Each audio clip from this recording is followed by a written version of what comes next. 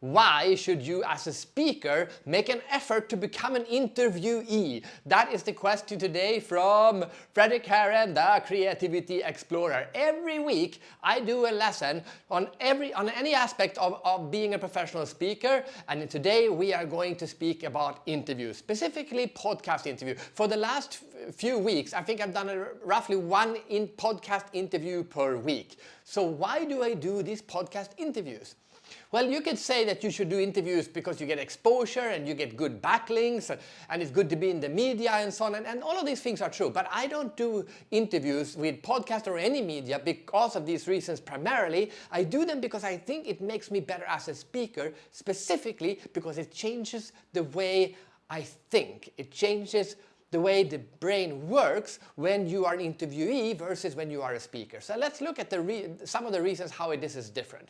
When you are a speaker, you have a message that you are going to deliver to your audience. You have this message and you're delivering it to them. You have already made up your mind, this is what I want you to hear. You should listen to my message. But when you are an interviewee, someone comes to you and say, well, I find you very interesting, but these are the questions I would like to find the answer to, and then you get a question you need to reply to.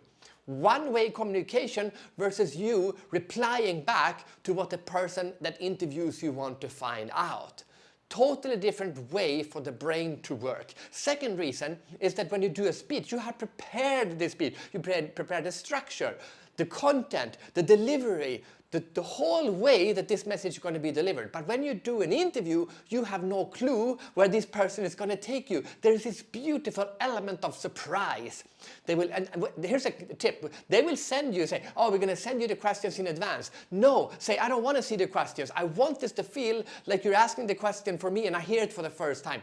Ask them to send you the scope of the questions, the topics we are going to discuss, but do not ask for the specific questions, because then it will, first of all, you will lose the element of surprise, and second of all, it will feel like you're just repeating an answer that you've already heard before. No, keep that element of surprise in the interview.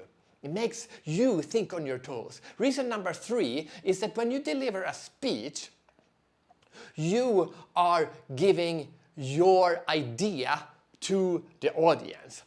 But now you're giving answers. So when you do this speech, what you have already made up your mind of what you're going to say. There's nothing new when you give a speech. You've made up your mind already. But when you give answers, try to say the answers that you haven't said before. It's very easy as a speaker to go in and give a short speech answer when someone gives you a question. Even sometimes the question is not related to what you're going to say. You just fall into this habit of saying things you already say in your speech. Don't fall into this trap. Instead, try to say things you've never said before. Give a new answer that surprises not only the person who interviews you, but also surprise yourself, because then you will find new compartments of your brain and you will say new insights. And very often I have come up with answers in interviews that later makes it into the speech because I discovered something new inside my own brain. And thirdly, you are not a driver.